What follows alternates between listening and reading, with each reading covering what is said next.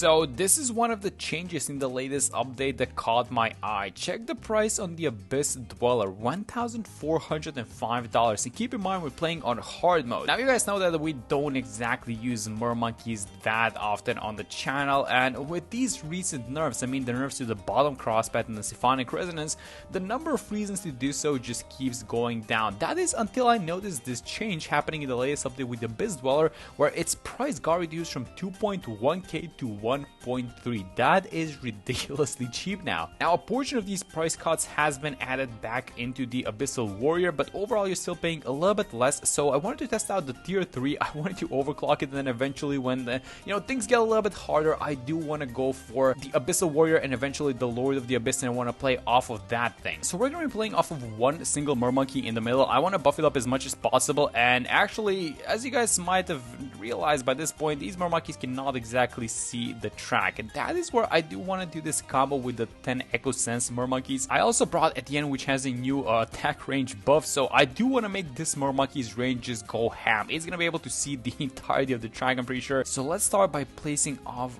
this Mermonkey like this. Hopefully I don't mess up the placement. And oh, it can actually barely see the left side. That's really good. Okay, let's use the drones on round 19. I do want to greed out a little bit, but I'm not sure if we're going to have the opportunity to do so because our lineup is not exactly defending. Yeah, so we have a problem with these faster Bloons, but I actually did want to get the discount village first before getting these upgrades because this is going to make everything a lot cheaper. So let's just kind of be patient for a second, see how everything does. I will try and greed out a couple of these upgrades for sure. Barely surviving this early game. Let's try and greed out the level. So if I get the bigger radius, do we get the Mermonkey in it? Oh my god, we don't know. Oh, you guys know what this means? It means that we need to get another village to the back to buff this village's range so that it actually reaches the Mermonkey.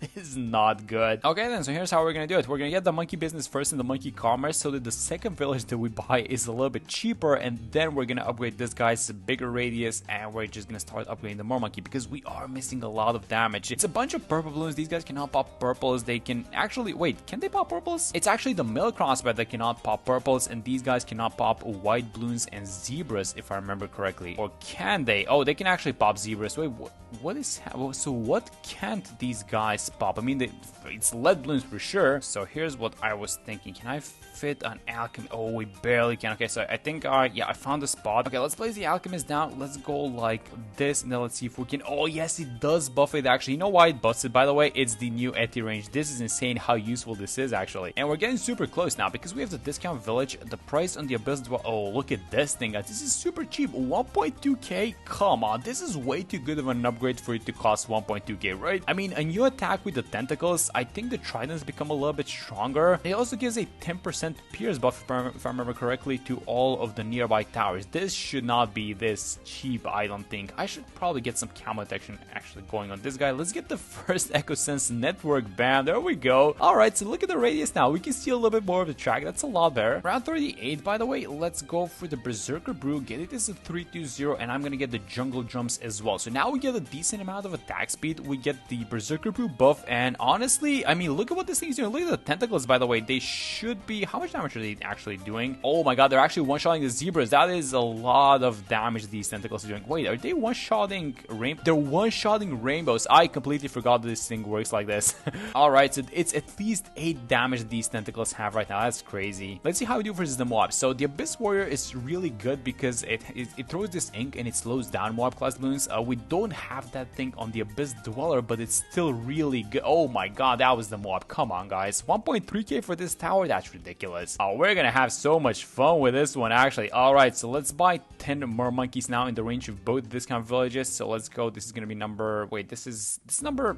It's 4 in total, right? Because it counts itself. It doesn't work like the druids. Yeah, it does. Okay, so we have 4 right now. Yeah, I had to double check because the way that the populous druids work, actually, they don't buff themselves, but they buff all the other druids around them. And let's go. This is gonna be Mermonkey number 7. So we need a couple more, and I do want to see the range after this. It's gonna be ridiculous, isn't it? And now let's check out this guy's range. So we have 10 stacks on the EchoSense network, and if I click, you guys remember that this guy was barely able to see the track, right? Let's see. Let me actually just get the stronger stim as well, and now let's see how big this guy's range is. Oh my god, that is ridiculous. Look at this thing. Oh, do we even need the Abyssal Warrior now? I'm thinking this round 49. Of course we're gonna need it, but it's not gonna come at this time. I do want to go for the 5th tier, the Lord of the Abyss, obviously, but this is just so fun right now. Let me actually go for an overclock next. I know it's kind of weird overclocking a tier 3 tower, but we're just doing a thing right now, guys. Alright, so let's see how we do versus mobs. We're gonna have 2 mobs for round 50, so I'm just gonna kind of play it a little bit faster. We did well versus the first one, and this is obviously gonna be a lot better. We even have a stronger alchemist at this point, and yeah, we're just keeping all of these ceramics in place, so I don't think the 50s are actually gonna be a problem either. Alright, so let's watch 53 and 54. This one is gonna have 3 mobs on it, and then 54 is gonna have a bunch of ceramics, and this coincides with the time in which we're gonna be able to buy an overclock as well. So far, this is just like an Abyssal Warrior, guys. Come on. I know it has a bunch of range upgrades, and that's pretty much what is saving us. This is why range is so important on some towers. Let's also get the overclock, and I'm gonna keep overclocking this, guys. See how much we can push it. Alright, so 45 mobs. Do we actually pop these guys? These might be a little bit difficult. Okay, let's just wait and see what happens. Oh, it's gonna pop it actually. Never mind. Alright, but our 63 and I guess all these ceramics gonna be an issue. I guess, you know what? It's not gonna be the ceramic waves that's gonna be a problem, guys. It's gonna be the lead balloons, because we need the out buff in order to pop the leads. So if you lose to something, it's gonna be the fact that these leads are just not getting popped on time, and that's about it. But so far, the ceramics seem to be getting dealt with. This is gonna be the second wave. The second wave is coming up top, but I think these tentacles are, yeah, when a tentacle claps, I mean, it just like does this AoE damage, which is at least 8, we know for a fact, because we know that we're able to one-shot rainbows. So it's like 2 shots per ceramic or something like that with the trident attack as well. And yeah, we seem to be dealing with 63 no issue without an overclock. This is just so good and so fun. I mean, come on, how often you do this? This is like a 1.3k tower, and look at how good it is with all these extra buffs. I love spot pits. Spot pits reminds me of logs a little bit, maybe like the water version of logs. I don't know, maybe the layout is kind of similar, but I think this map is going to become a staple of BT6. You know, when people want to test something, they usually go on logs. I think spot pits is a really fun one because you have a lot of water space, a lot more water space on this one. It's actually kind of an open map without any obstacles by itself. By the way, 75, and I have not overclocked the Abyss Dweller, the tier 3, by the way, which we bought for 1.3k. I have not overclocked this guy once. I mean, if I wait a couple rounds, this guy's gonna forget how to overclock towers. So let's do it kind of soonish. I feel like if we have to do it on a round, it's probably gonna be 76, although 75 is doing very well so far, so I'm not sure if even 76 is gonna be the one. You know what, let's actually get the grow blocker for 76 so we don't regrow. And yeah, there we go, that is 75. Okay, so let's watch 76 now. Are we dealing with 76? The question is, do we create a regrow farm or not? So we got the grow blocker. This is gonna stop them, but I feel like this is not doing as well, honestly. Wait, are we actually clearing this one out? We're going the grow blocker again, and I cannot believe this, and we actually did clear on 76. All right, guys, so round 81, and it's gonna get tough from around here because the tentacles are gonna need a couple of attacks to deal with one of these super ceramics, so it's definitely not gonna be like it used to be. But I don't know, like this thing is still dealing with everything, and I was just thinking of getting an ultra boost. How are you guys feeling about that? So far, I'm super impressed by this tower. This thing costs 1.3k, but let's just be fair, we got 10 EchoSense stacks on it, and we have Eti to improve its range. We're playing kind of on a map that's really good for it, but it is time that this thing loses, and it's gonna be around 81. All right, so let's see how much of a difference the overclock makes. So I'm gonna overclock this thing, and let's see if we can deal with 81 like this, and if not, then we're way past the point in the game in which we need to start buying some upgrades. So let's see how the overclock does first, and actually this overclock might have been just enough to help us beat this shot. Oh, I can't believe this thing, we actually did it. Where does it end, guys? Is it 82 and the 45 BFBs? I think it's gonna be this one. There's no way we beat this one. Yep, there are just huge waves making it all the way. Oh, did I jinx it? Well, it's a good jinx, I guess, because we did it with 82 as well. Okay, I get it now. I get how I need to be talking to this tower, so I guess you need to motivate it a little bit. You need to tell it that it cannot beat the round, and then it actually goes ahead and beats the round. Alright, you cannot beat around 83. There's no way you're beating this one, right? Is it working? I think it's working, guys. Alright, you cannot beat round 84. There's no way you're beating round 84. I mean, what are you even talking about? Oh my god, that's so close. He's actually somehow finally gonna lose. Alright.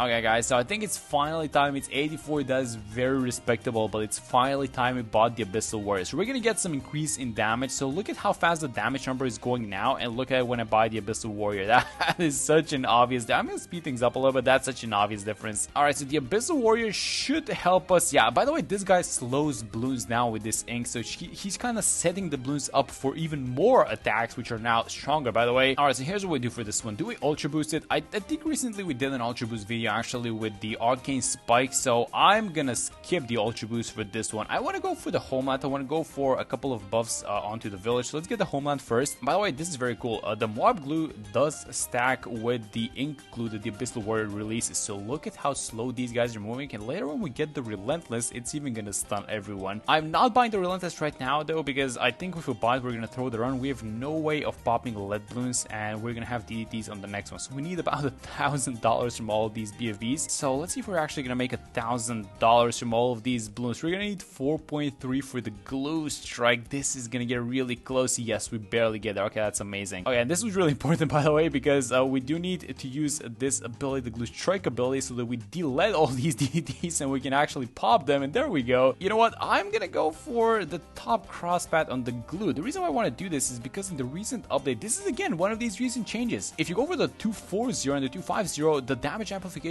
goes from 2 to 3, and I think that's gonna be kind of fun to try out. Let's get the overclock going, and this is just so fun. We still haven't even used the homeland once, but it doesn't seem like it's necessary, at least not yet. But I know like these like deep 90s, like 94, 95, we're for sure gonna have to use it. But let's kind of focus on getting the relentless glue first. Now look at how good these guys are. So we're gonna get some stuns as well, so more time spent inside of the tentacle range. And you know what, let's actually overclock and dump the homeland, because why not? Let's save the glue strike for the next one. Let's go like this. Let's use the overclock, let's use the homeland. We're gonna get the money for the glue splatter in a second. Let me buy that thing, and look at how good this guy is, and all these tentacles appearing, guys. This is just like a 4th-tier tower. This is so fun to do, actually. And with all these range buffs, I mean, come on, do we even need the Lord of the Abyss at this point? I mean, we're probably gonna get it if we get the money for it, but so far it doesn't look like it's necessary. Let's wait for all these DTs to appear, and then let's use the glue strike, and let's use the overclock as well, and bang, that is gonna be about it. I mean, once you use this ability, so the timing is obviously gonna be really important, right? So for this round, let's do it like this. Let's overclock, let's use the homeland, because we are gonna need a lot of damage for this one, but I am gonna be saving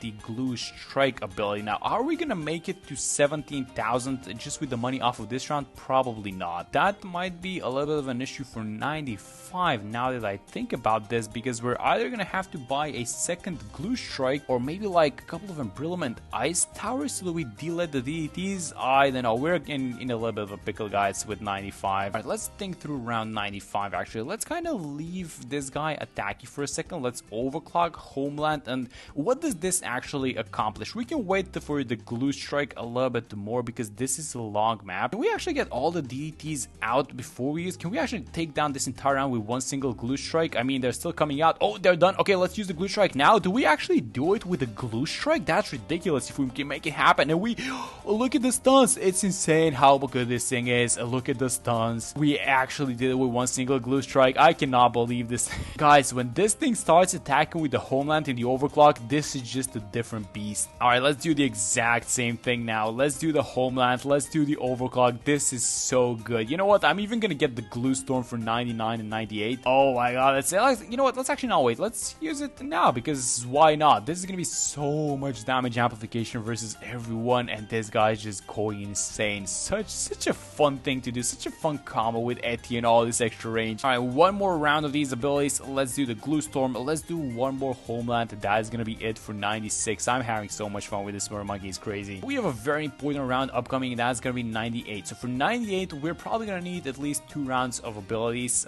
So let's actually use the first round of abilities as early as possible, so we get them back as soon as possible. So go like this. Use the homeland, and now because this round comes out like all at once, all of this damage is gonna be concentrated. let me just check how much damage this guy is doing. It's going kind of fast. We do need to do like 300,000 damage, by the way, on this round alone, because that's the RBE of this entire round. But so far, this is just so good. Look at our 402 Mermonkey go. And by the way, he's not even level 20. I'm not even clicking his abilities. I'm just letting the Mermonkey do the majority of the damage. We're likely gonna need a Spike Storm for around 100, so we should probably get at least one like this on the side, just so we get the cooldown back for around 100. How's everything looking? Okay, so that's a lot of Bloons actually coming back. We do have the second round of abilities, so let's overclock, Glue Storm, and then use the Homeland again. Once you get all these abilities out, to just so much damage being done to all these Bloons. So look at our boy go, 402 Mermonkey. What a tower, guys. Oh wait, did we mess things up a little bit? Because we did use the Glue Storm before 98 ended, and is that gonna be an issue for the 45 DTs? I mean, if I click at these level 20 ability, it's gonna allow the ship to be able to pop DDTs, but oh yeah, that's definitely an issue. We shouldn't have done that. Right, so let's see if Eti's level 20 is gonna be enough to pop all these DDTs, and if not, we do have the Spike Storm, or we could just buy like one more Glue Strike, which is not gonna be the best use of money for sure. I mean, this thing is doing its thing. As long as the projectiles are green, that means that they can pop DDTs. Oh, we do get the Glue Storm back. Let's use it. Oh my god, that was right on time. These DDTs were about to go out. Alright, and finally, let's dump everything that we have. So let's use the Homeland. I'm gonna use the Spike Storm ability as well, because this is definitely not gonna be enough damage. I'm gonna drop the drones even, and then we're gonna check out the amount of pops that this Mermonkey has. But that was such a fun run. Oh my god, this new Mermonkey. I'm telling you guys, 1.3k for this thing. It sounded a little bit too good, and if you get it on the right map, you're gonna have so much fun with it. Let's dump the last Homeland for this run, and let's check the pops onto our Mermonkey. That's gonna be 1.2 million, almost 1.3 million. That's really good. Alright, that's it for this one. Thank you guys so much for watching the video, and I'm gonna see you on the next one.